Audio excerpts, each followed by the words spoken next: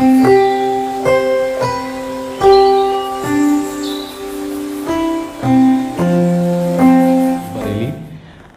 Galaxy YouTube channel पर आपके doctor की सलाह कार्यक्रम में आपसे मुखातिब हूँ। आज हम कुछ चर्चा करेंगे प्रोस्टेट कैंसर, जिसको मसाने या गुथूट का कैंसर भी कहते हैं लोग, आम भाषा में इस्तेमाल करें तो। इसके सिम्टम क्या होते हैं कि पेशाब में दिक्कत आना, कि बार बार पेशाब जाना। ये नॉर्मली बुढ़ापे का, ओल्ड एज का कैंसर कहा जाता है। इसमें पहले आदमी रात में 1 या 2 बार पेशाब जाता, तब बढ़ गया 4-5 बार जाने लगा, रात में उठ के पेशाब जाना, बार बार पेशाब का होना या पेशाब का रुकना, रुक के आना, ये इसके लक्षण होते हैं।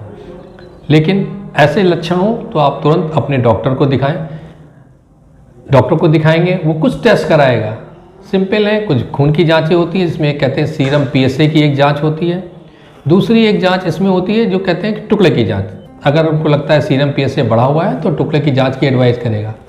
आप बिल्कुल न डरें कि टुकड़े की जांच होगी तो डॉक्टर साहब मेरा कैंसर बढ़ जाएगा। इस बात से बिल्कुल भी नहीं डरना चाहिए। टुकड़े की जांच के बाद कैंसर बढ़ेगा नहीं, जल्दी जल्दी पता लगेगा और उसका इलाज संभव है। अब प्रोस्टेट कैंसर, बहुत लोग घबराते, कैंसर हो गया। प्रोस्टेट का कैंसर बहुत स्लो ग्रोइंग कैंसर होता है।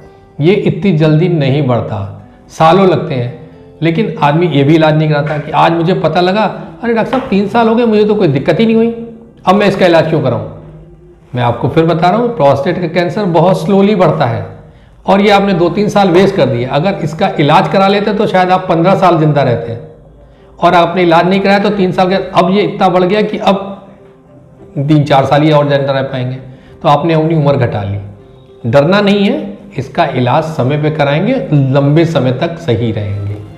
अब अगर हम प्रोस्टेट के कैंसर के इलाज की बात करें तो प्रोस्टेट के कैंसर का इलाज ऑपरेशन भी है, सिकाई जिसको हम रेडियोथेरेपी कहते हैं वो भी है, और कुछ दवाई दी जाती हैं जिसको हम नॉर्मली आम भाषा में हार्मोनल थेरेपी कहते हैं। कुछ हार्मोन्स होते हैं जिसकी वजह से ये होता है, इसका कारण ही हार्मोन्स का डिसबैलेंस होना।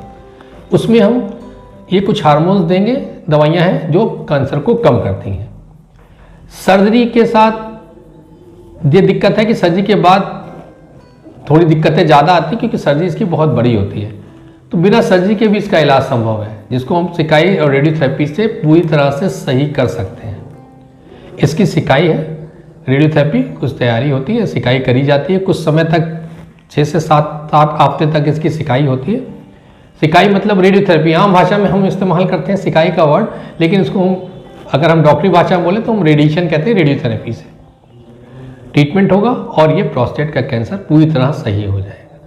तो प्लीज़ इससे घबराएं नहीं, ये पूरी तरह से सही होने वाला कैंसर है। प्रोस्टेट कैंसर के मरीज सालों साल जिंदा रहते हैं, नई ट्रीटमेंट कराते तो कम साल रहते हैं।